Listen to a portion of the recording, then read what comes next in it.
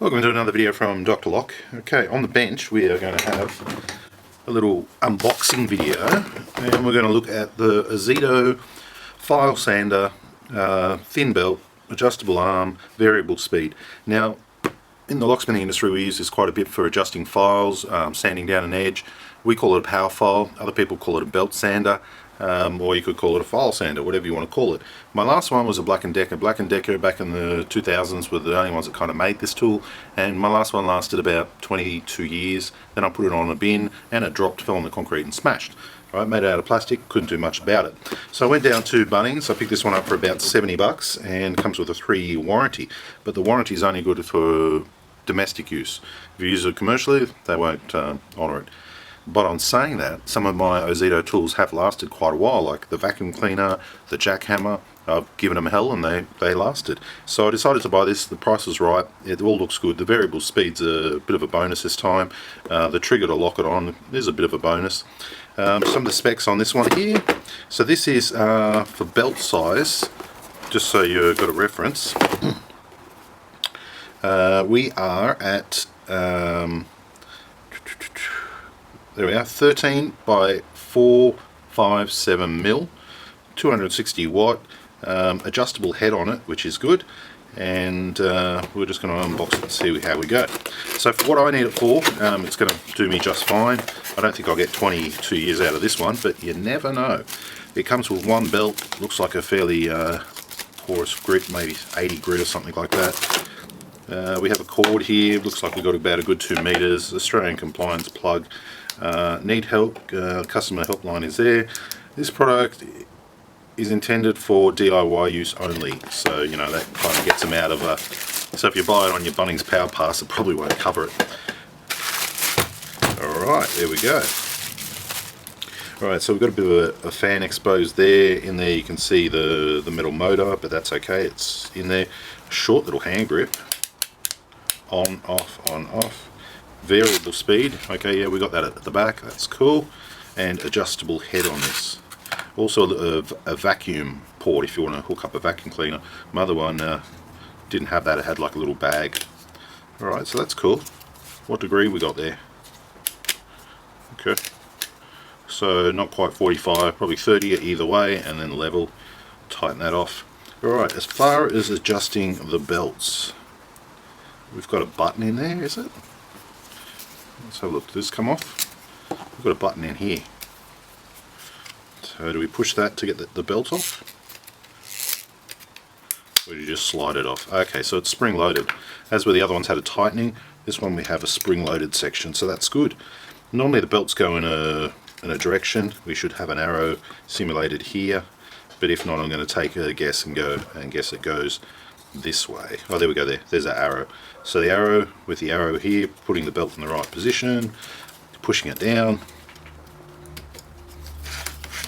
That's how we change our belts. Looking at this ball bearing down the end here, that looks pretty cool.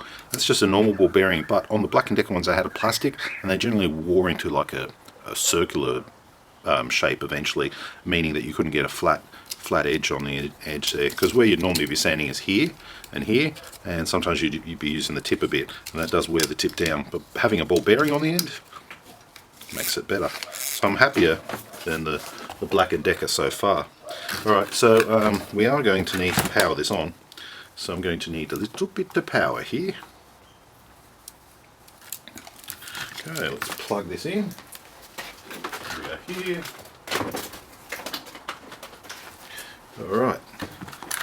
Alright, so this is on setting number 1. Let's go all the way up. That's 6. And how many RPM is this? 300. Okay, so it's not giving us RPM. Belt speed 300 to 500 meters per minute, if you want to work that out. About halfway.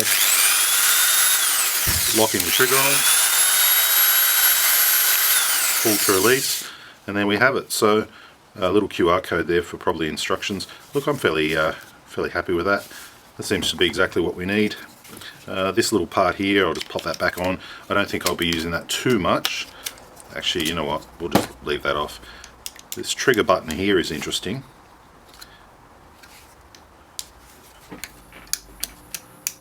Yes, interesting to have that button there. Have to find out what that does later on, because to select the angle, you just loosen this.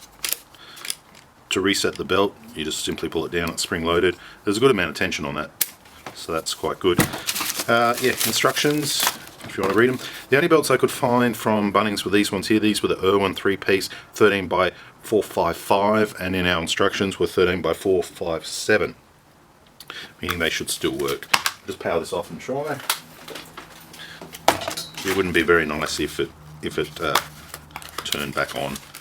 The most coarsest grit I could find from Bunnings was these belts are about $10 a pack, and they're 40 grit. Alright, so far so good.